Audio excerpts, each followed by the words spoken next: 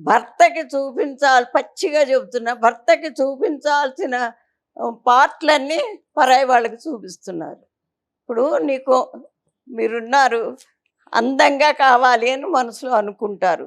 ఏ ఆడపిల్లైనా అనుకుంటారు. అవును కదండీ! అందంగా కావాలంటే తన మొహం తను చూసుకుంటే అందంగా ఉన్నానా లేదా తెలుస్తుంది. అవునా?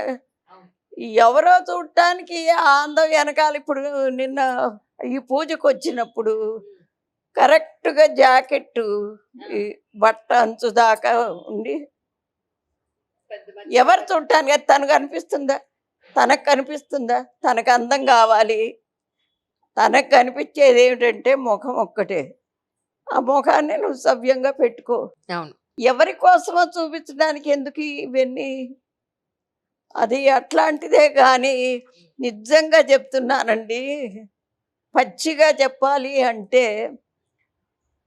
పెళ్ళైన ఏ మగవాడికి, ఏ ఆడపిల్లకి అసలు ఎనక ఉండే అంతటి ఎమోషన్‌లు అసలున్నాయా?